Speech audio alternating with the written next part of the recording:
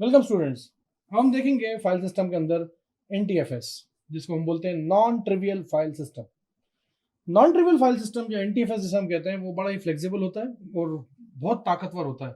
सबसे ज़्यादा ताकतवर सिस्टम बिल्ड होती है इसकी, और इसलिए क्योंकि इसके कुछ रीजंस हैं जिसके वजह से जिन फीचर्स की वजह से NTFS को सबसे ज़्यादा यूज़ किया जाता है।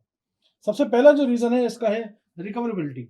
रिकवरेबिलिटी जो है वो एक ऐसा एस्पेक्ट है इसका जो कि इसको सबसे अलग, सबसे यूनिक बनाता है।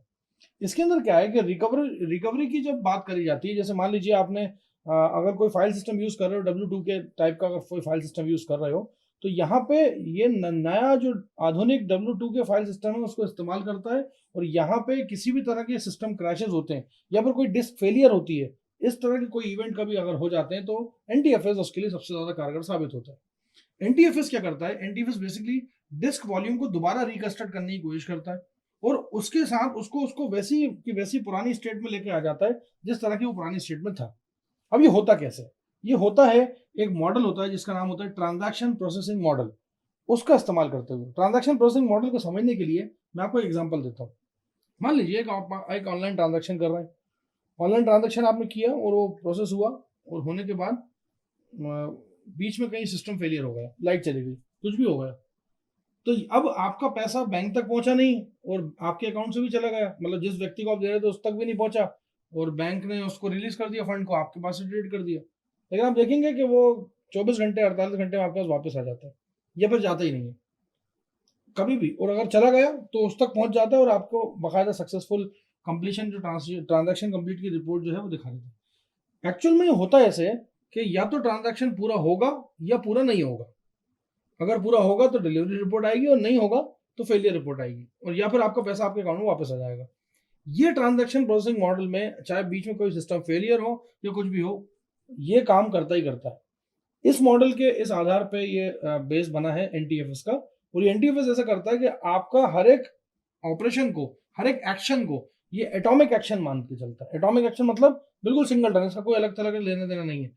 आपकी डिस्क है वो रखी हुई है, आपने सिस्टम ऑन करा, अब आपने उसमें कुछ काम करना चालू करा, तो उस काम को वो अलग मानेगा बिल्कुल, और कंटिन्यूअसली साइक्लिक तौर पे उस काम को इस डिस्क का हिस्सा मानने की कोशिश करता रहेगा। अगर मान लीजिए उसने करता रहा, तो बीच में से मान लीजिए कोई फेलियर आया, तो जाहिर सी बात है वो उस प्रॉपर जो लास्ट उसकी सबसे अच्छी वर्किंग स्टेट होगी, उस स्टेट पे लाके वो हार्ड डिस्क को लाके खड़ा कर देंगे। पूरा का पूरा इंटायरली हार्ड डिस्क को नए सिरे से रिबूट कराना या फॉर्मेट करना, ये बेवकूफ़ी मानी जाएगी। तो जितना सिस्टम में काम हुआ है, जितना उसने रिकॉर्ड करा है, लास्ट रिकॉर्डेड जो है उसको, अगर जैसे मान लो मैं अभी वीडियो बना रहा हूँ, ठीक है, मान लीजिए अभी यहीं पे लाइट चली जाए, ठीक है, या फिर कोई और आपदा आ जाए जिसकी वजह से ये वीडियो यहीं पॉज हो जाए या रुक जाए, तो मैं क्या करूंगा? मैं शुरुआत से शुरू नहीं करूंगा यूनिट नंबर 1 से, या फिर यूनिट नंबर 2 की शुरुआत नहीं करूंगा, या फिर मैं ऐसा नहीं करूंगा कि इस वीडियो की मतलब जहां तक शुरुआत से हुआ है फाइल सिस्टम पूरा फिर से समझाने खड़ा हो जाऊं, आप लोग बोर हो जाओगे। मैं सिर्फ उसी जगह पे जहां पे मेरा फंबल हुआ होगा या लाइट गई होगी या कोई भी गड़बड़ी हुई होगी, उसके जस्ट एक 10 सेकंड पहले से स्टार्ट करूंगा, और आपको पता भी नहीं चलेगा कि वीडियो चेंज होगा। और शायद मेरे ख्याल से यही एक रीजन है जिसकी वजह से हम टाइम बचा पा रहे हैं। तो यहाँ पे हर एक ट्रांजैक्शन को, हर एक ट्रांजैक्शन, जैसे ट्रांजैक्शन मॉडल के अंदर ट्रांजैक्शंस होते हैं, यहाँ पे क्या होता है? एटॉमिक एक्शंस होते हैं। उन एटॉमिक एक्शन को वेदर वो परफॉर्म हो रहे हैं इंटायरली या नहीं हो रहे, पार्शियली हो रहे हैं, वो तो भी चलेगा, वो रिकॉर्ड करके रखता है। और कभी भी डिस्क फेलियर होता है या कोई सेक्टर फेल हो जाए मान लो डिस्क का, तो वो पूरे डेटा को खराब नहीं करेगा, सिर्फ वो सेक्टर की रिपेयरिंग करने के लिए सामान रखता है वो। और ये एक्चुअल में क्या है कि ये होता कैसे कि ये फेलियर जब सब्सिक्वेंटली हुआ, तो वो क्या, उसको वापस से कंप्लीशन की तरफ लेके आना है, तो रिडंडेंट डेटा उसके पास होता है। उसके बाद रिडंडेंट स्टोरेज होता है किसी एक क्रिटिकल फाइल सिस्टम डेटा के लिए, कि यहाँ पर रिडंडेंसी रखो ताकि अगर कल को गड़बड़ी होती है तो यहीं से रिकवर कर लेंगे हम। भाई देखो, आपके पास रेप्लिका अगर नहीं होगा तो आप उसको कैसे रिकवर करोगे? तो इसलिए उसकी रेप्लिका बना के वो चलता है। ये था एक इसका बहुत ही अच्छा फीचर। सिक्योरिटी के पॉइंट ऑफ व्यू से देखा जाए तो NTFS जो है वो W के ऑब्जेक्ट मॉडल यूज करता है। W2 के ऑब्जेक्ट मॉडल बड़ा अच्छा ऑब्जेक्ट मॉडल है जिसके हिसाब से सिक्योरिटी को इन्फोर्स किया जाता है, और बड़ी अच्छी फाइल्स और फाइल्स ऑब्जेक्ट्स के अंदर हम एक सिक्योरिटी डिपॉजिटर डिस्क्रिप्टर लगाते हैं, जो कि क्या करता है? सिक्योरिटी एट्रीब्यूट्स को लिखता है। तो ये एक बहुत अच्छा रीजन था जिसकी वजह से NTFS को यूज किया गया।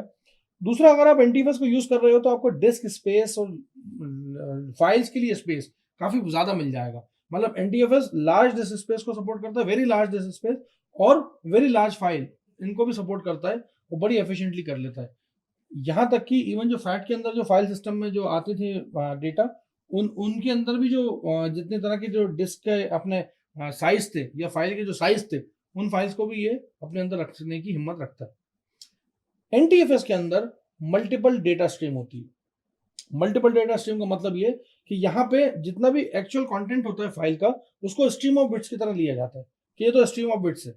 और एनटीएफएस में पॉसिबिलिटी है कि मल्टीपल डेटा स्ट्रीम उसे मान के चले किसी भी एक सिंगल फाइल के लिए, मतलब एक फाइल है उसके ढेर सारे मल्टीपल डेटा स्ट्रीम मान सकता है उसको। एक एग्जांपल इसका ये है कि यहाँ पे कोई भी एक यूटिलिटी फीचर को अगर आप लेंगे जो कि W2 के यूज कर रहा है, वो W2 के से इस्तेमाल हो रहा है, अब वो रिमोटली मैकिंटॉश मशीन पे कैसे चलेगा, मैक ओएस पे कैसे चलेगा? तो मैक ओएस पे चलने के लिए उसको स्टोर एंड रिट्रीव फाइल का ऑप्शन होना चाहिए। तो इसका मतलब उस फाइल के अंदर मैकिंटॉश पे जो चल रही है उसके अंदर दो कंपोनेंट होंगे। एक होगा डेटा का कंपोनेंट जिसमें डेटा रखा जाएगा और उसके रिसोर्स फॉर्क होगा कि भाई ये डेटा यहाँ से आया है, इसकी इंफॉर्मेशन, प्लस एक होगा उसकी जो बिट्स होंगी ना, स्ट्रीम बिट्स होंगी, वो रखा जाएगा। मतलब यहाँ पे एनटीएफएस जो है वो क्या करता है, दो कंपोनेंट दो डेटा स्ट्रीम की तरह ट्रीट करता है उसको। मतलब एक सिंगल एक या तो एक फाइल होगी और एक उसका रिसोर्स फॉर्क है, तो फाइल को अलग रखेगा फाइल डेटा को, रिसोर्स फॉर्क को अलग रखेगा जिसके अंदर उसकी इन्फॉर्मेशन है। मतलब मैं एक डेटा को मान के चल रहा हूँ कि भाई ये फाइल डेटा है, 01 की एक बिट स्ट्रीम लिखी हुई है, और साथ ही साथ वो क्या है उसकी बारे में जानकारी दूसरी फाइल में, और ये दोनों फाइल को दोनों कंपोनेंट्स को मान के तब मानता है कि वो दो डेटा स्ट्रीम है, इसलिए उसे बोला जाता है कि multiple data stream. General indexing facility यहाँ पे बहुत अच्छी है। एनटीएफएस के साथ कई सारे एट्रीब्यूट्स कनेक्ट हो जाते हैं हर एक फाइल के साथ। अगर आप देखें, अगर आप एनटीएफएस से एसोसिएट कर रहे हो उसको, तो हर एक फाइल के साथ उसके एट्रीब्यूट्स एसोसिएट रहेंगे। तो सेट ऑफ फाइल डिस्क्रिप्शन जो है वो पूरा फाइल मैनेजमेंट के अंदर लिखा रहता है, उसके अक्रॉस एक रिलेशनल डेटाबेस बना लेते हैं, वो सारे इंडेक्स जो है वो रिलेशनल डेटाबेस में स्टोर कर लेते हैं। तो आप बस नाम लीजिए डेटाबेस में से एंट्री नंबर 1 का, तो वो दिखा देगा। अब यहाँ पे एनटीएफएस के साथ कुछ चीजें जुड़ी हुई हैं जो कि डिस्क स्टोरेज कॉन्सेप्ट के अंदर आती हैं, जिसमें सबसे पहला आता है क्लस्टर, सबसे पहला आता है सेक्टर, और उसके बाद आता है क्लस्टर। अब देखिए, सेक्टर और क्लस्टर को समझाने के लिए मैं जो सबसे अच्छी चीज है वो इसी वीडियो में जब लास्ट में आप जाएंगे तो आपको समझ में आ जाएगा। अभी फिलहाल के तौर पे इतना याद मान के चलिए कि सेक्टर जो होता है वो सबसे स्मॉलेस्ट फिजिकल स्टोरेज यूनिट होता है किसी भी डिस्क का, और वो ऐसा होता है कि जो साइज ऑफ डेटा का जो साइज है वो बाइट्स में है, वो उसकी 2 की पावर में होता है, और ये ऑलमोस्ट जो होता है 512 बाइट तक जा सकता है, मतलब उसका जो लास्ट लिमिट होती है।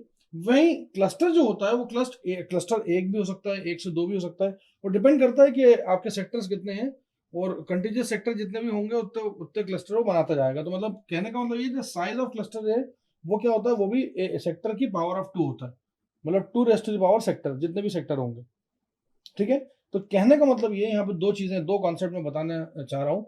वो ये है कि सेक्टर्स जो होता है वो क्या होता है कि फिजिकल स्टोरेज होता है सबसे छोटा, और उसका जो भी डेटा साइज होगा बाइट्स के अंदर वो उसकी 2 रेज़ टू द पावर होगी, मतलब 2 raise to the power size. ये उसका फार्मूला है। ये किसका फार्मूला है? ये फार्मूला है सेक्टर का, सेक्टर। और क्लस्टर क्या होगा? क्लस्टर की साइज क्या होगी? क्लस्टर की अगर हम बात करें तो जितने भी आप सेक्टर्स लोगे उसका 2 raise to the power sectors. ये सिंपल सा लॉजिक है। अब यहाँ पे अगली बात आती है वॉल्यूम। देखिए, वॉल्यूम को जब भी मतलब आता है तो मुझे क्यूबिक सेंटीमीटर याद आता है। भाई कोई बाइक है तो वो 150 सीसी की है तो दैट इज वॉल्यूम। तो वॉल्यूम का मतलब यही होता है कि एक बर्तन, एक पतीला जिसके अंदर एक आप कुछ रख पाओ, कितना वॉल्यूम रख पाओगे उसके अंदर, कितना क्यूबिक सेंटीमीटर रख पाओगे, हम तो ये जानते हैं उसके लिए। अब यहाँ पे कंप्यूटर के टर्म में बात करते हैं हम कि आपने एक लॉजिकल पार्टीशन बनाया डिस्क का, जिसके अंदर एक या एक से अधिक क्लस्टर रह सकते हैं, और वो फाइल सिस्टम जो है उसको क्या करता है, एलोकेट करता है स्पेस को, ऐसे स्पेस को एलोकेट करता है कि जैसे जैसे जरूरत आन पड़ती है वैसे वैसे क्लस्टर आते हैं और हेल्प करना चालू कर देते हैं। मतलब मान लीजिए कि कोई फाइल आई, उसका साइज चाहिए था तो वॉल्यूम में से निकाला, क्लस्टर एक लगना है एक दे दिया, दो लगना है दो दे दिए, और जितना भी लगना है उतना दिया, बाकी आगे छोड़ दिया उसको, बाकी स्पेस को छोड़ दिया। मतलब एलोकेशन जो है फाइल का, जो फाइल का साइज होगा उसका वॉल्यूम जो होगा उस हिसाब से क्या होगा, एलोकेशन होगा क्लस्टर में से कि हाउ मेनी क्लस्टर्स जो है इस फाइल को लगेंगे देने में।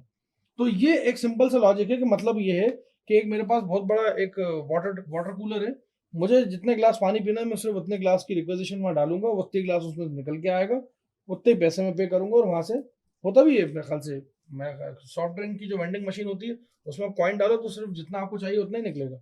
तो ये एक सिंपल सा लॉजिक है कि जितना फाइल का वॉल्यूम होगा, जितना फाइल का साइज होगा, उस हिसाब से क्लस्टर उसको एलोकेट किए जाएंगे, और जो नहीं किए जाएंगे उसको अनएलोकेटेड स्पेस के अंदर दे दिया जाएगा। हम कोई भी हार्डवेयर या कोई भी सॉफ्टवेयर यूज करें, जैसे सॉफ्टवेयर के टर्म में रेड 5 यूज करते हैं हम ज्यादातर केसेस में, तो यहाँ पे मैक्सिमम वॉल्यूम साइज कितना होता है? मैक्सिमम वॉल्यूम साइज जो होता है किसी भी मतलब वॉल्यूम को अगर देखा जाए तो 2 बाइट्स होता है। 2 इससे ज्यादा मैक्सिमम साइज नहीं देखा मैंने जो वॉल्यूम को अगर डिफाइन करे। खैर, क्लस्टर एक फंडामेंटल यूनिट है एनटीएफएस की, जिसको रिकॉग्नाइज करने के लिए सेक्टर की जरूरत नहीं है, मतलब आप सीधी सी अगर बात करें तो। लेकिन यहाँ पे अगर हम एग्जांपल लेते हैं, एक एग्जांपल लेते हैं किसी एक क्लस्टर, एक सेक्टर का, तो एक सेक्टर के अंदर 512 बाइट हम बोल रहे हैं, और 512 बाइट अगर हम बोल रहे हो, सिस्टम के अंदर कॉन्फ़िगरेशन करी कुछ इस तरह से कि उसको 2 सेक्टर लग रहे हैं। इसका मतलब 2 सेक्टर का मतलब, सॉरी, 2 यहाँ पे अगर सेक्टर ये लगे, 2 सेक्टर पर क्लस्टर अगर लगना है, मतलब उसको क्या है कि एक फॉर्मूला यहाँ पे है सिंपल सा कि 1 cluster is equal to 1K byte. ये फार्मूला आपको याद रखना है। ये फार्मूला जो है ये सिंपल सा लॉजिक है, मतलब आपको अगर एक क्लस्टर की बात करें तो आपको 2 किलोबाइट लगना है। अब मान लीजिए कोई एक यूजर आया, उस यूजर ने 1600 बाइट की कोई फाइल बनानी है उसे, तो उसको कितने क्लस्टर लग जाएंगे? उसको जाहिर सी बात है 2 लग जाएंगे। अब आप ये मत बोलिएगा कि सर वो तो 2 के अंदर तो 1024 और 1024, ये तो 2048 हो गया, तो बाकी बचे को कहाँ जाएगा? कोई घबराने की बात नहीं है, बाकी बचे को रहने दें, उसको जितना चाहिए उतना ले लेगा, उतना बाकी बचे को हम बाद में देखेंगे उसका करना क्या है। लेकिन यहाँ पे एलोकेशन आपका कम नहीं पड़ना चाहिए, मतलब जैसे कि वही शादी बारात में खाना कम नहीं पड़ना चाहिए, ज्यादा हो जाएगा चलेगा। तो वही हाल यहाँ पे कि 2 क्लस्टर आप ले लो, 2 क्लस्टर आपको 2K बाइट जगह देंगे, 1600 का एकोमोडेशन हो जाएगा। मान लो इसी यूजर ने इसी फाइल के अंदर लेटर स्टेजेस में डेटा को अपडेट करा और यह 3200 बाइट का हो गया, तो आ जाइए 2 क्लस्टर और देने पड़ेंगे आपको। अब आप ये मत बोलिए कि साहब पहले 2 दे दिए थे 1024 उसके बाद फिर 2 और दे दिए तो फिर 1024 तो ये 4096 हो गया सर, और आपको तो 3200 ही चाहिए था। आप जाने दें उसको, कोई दिक्कत नहीं। ऐसा होता है कि ऑपरेटिंग सिस्टम का मैनेजमेंट ही ऐसा होता है कि आपको स्पेस कम नहीं पड़ना चाहिए किसी भी तरह से। तो यहाँ पे 3200 का अगर डेटा आएगा तो 3200 के लिए हमारे पास क्या व्यवस्था रहेगी? 3200 के लिए हमारे पास 4 क्लस्टर रहेंगे जो कि उसको अकोमोडेट करेंगे। अब ये तो हो गई एक बात, क्लस्टर को एलोकेशन कराना है, और ये क्योंकि कंटीजियस नहीं है, जरूरी नहीं कि आपको चारों क्लस्टर एक साथ लगे लगाए मिलेंगे, हो सकता है कि नॉन कंटीजियस भी हो जाए कभी कभी। स्पेस है तो अच्छी बात है, नहीं है तो नॉन कंटीजियस हो सकती है। मैक्सिमम अगर जगह देखा जाए कि फाइल साइज जो है वो एनटीएफएस जो सपोर्ट करता है वो सपोर्ट करता है 2 क्लस्टर्स, इतने ही सपोर्ट कर पाता है। 2 क्लस्टर ही इसकी मैक्सिमम साइज होती है, जिसको अगर हम बात करें कि बाइट्स के हिसाब से कितना होगा, तो ये होता है 2 48 बाइट्स। इतनी बाइट्स आपके 2 क्लस्टर के अंदर 2 48 बाइट्स एकोमोडेट हो जाती है। आपको मालूम है ना, रेस्ट पावर के अंदर जैसे पावर बढ़ाते हैं वो डबल हो जाता है। जैसे 2 का आधा कितना होगा? 2 तो खैर ये तो सिंपल सी मैथमेटिक्स है। अब हम बात करते हैं यूजेस ऑफ क्लस्टर की। तो ये क्लस्टर का जो यूज करते हैं फाइल एलोकेशन टेबल के अंदर, ये सॉरी एनटीएफएस के अंदर, वो क्या होता है? इंडिपेंडेंट होता है, ये कोई फिजिकल सेक्टर पर डिपेंड नहीं करता। और आपका एनटीएफएस जो है वो एनेबल करता है क्या? नॉन स्टैंडर्ड डिस्क को भी ये 512 जिनके पास सेक्टर साइज नहीं है उनको भी 512 में करके बड़ा efficiently large data, large file को लार्ज क्लस्टर साइज से अकोमोडेट करवा देता है। तो ये क्या करता है? इसकी एफिशिएंसी को बढ़ाता है कि आपको फिर क्या है, सिर्फ क्लस्टर की जानकारी रखनी है, एलोकेट कितने क्लस्टर हो गए कितने नहीं हुए, और बाकी जितनी फाइल्स है हर एक फाइल के पीछे नहीं भागना। आपको मालूम होगा कि यहाँ पे नंबर ऑफ क्लस्टर्स हमारे पास कितने हैं, ठीक है, जितने क्लस्टर हैं बस उतने की जानकारी रखें कि कितने क्लस्टर एलोकेट हो गए और कितने क्लस्टर, मतलब जैसे कि मैं आपको एग्जांपल दूं, जैसे जैसे आप किसी फंक्शन में, रिसेप्शन में जाएंगे तो वहाँ प्लेट्स रखी रहती है। जो जहाँ से किचन में से खाना आ रहा है वो सिर्फ ये देखते हैं कि नंबर ऑफ प्लेट्स कितनी बची हैं, उस हिसाब से अपनी खाने की क्वांटिटी को देखते हैं। उन्हें ये मतलब नहीं कि कौन सी प्लेट में कितना खाना खाया जा रहा है, कौन सी प्लेट खाई भी जा रही है कि नहीं खाई जा रही है, उसको डायरेक्टली रख दिया बिन के अंदर, तो ऐसा नहीं होगा। वो सिर्फ एक ही जगह पे निगाह रखेगा। यहाँ पे ओवरहेड जो होता है ना, जो कुक का ओवरहेड होगा या फिर जो मैनेजर होगा उसका ओवरहेड जो होगा, या जो भी ओनर होगा जिसके बेचारे की पैसे लगे होंगे, तो उसका ओवरहेड वो नहीं होगा कि वो एक एक की पास जाए और एक एक से पूछे कि भाई आपने कितना खा लिया अभी और कितना खाओगे, ऐसा नहीं होगा। वो तो क्या करेगा, सिर्फ प्लेट्स को देखेगा कि हाँ नंबर ऑफ प्लेट्स इतनी, मेरे मेहमान आने वाले थे और इतने मेहमान अभी आने बाकी हैं और इतने और अभी बचे हैं। तो एक अंदाजा, एक तकरीबन मोटा मोटा हिसाब से, यहाँ खैर अंदाजा नहीं चलता लिहाजा, लेकिन क्या होता है कि यहाँ क्लस्टर्स के बारे में मालूमात आपको मिल जाती है कि कौन से क्लस्टर बचे हैं, कितने क्लस्टर लग चुके हैं, जो बचे हैं उनको फ्री स्पेस में डाल रखेगा और जो अगर कोई नई फाइल आ गई तो उनको देता जाएगा और उसके बाद फिर डीएलोकेशन भी होता है।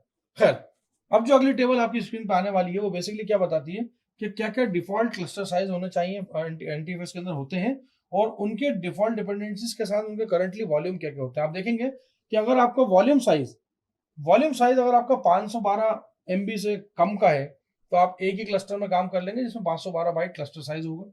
अगर वॉल्यूम का साइज 512 MB से 1 GB है तो 2 क्लस्टर, फिर 1 से लेके 2 है तो अगेन आपके क्लस्टर का साइज कितना हो जाएगा 2K और नंबर ऑफ क्लस्टर सेक्टर्स पर क्लस्टर कितने हो जाएंगे 4।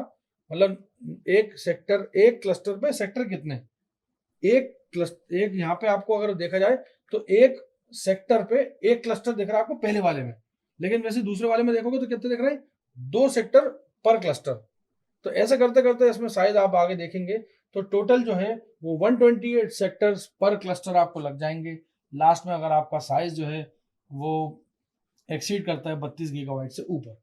तो ये एक सिंपल सा तरीका था एनटीएफएस को समझाने का, जिसमें खास तौर से इस टेबल को हम ध्यान से देखें तो ये टेबल जो है इस पूरी कहानी को दर्शाती है। तो ये था एनटीएफएस। अब हम पढ़ेंगे अगले वीडियोस में, देखेंगे कि फैट कैसे काम करता है, file allocation table. Thank you so much.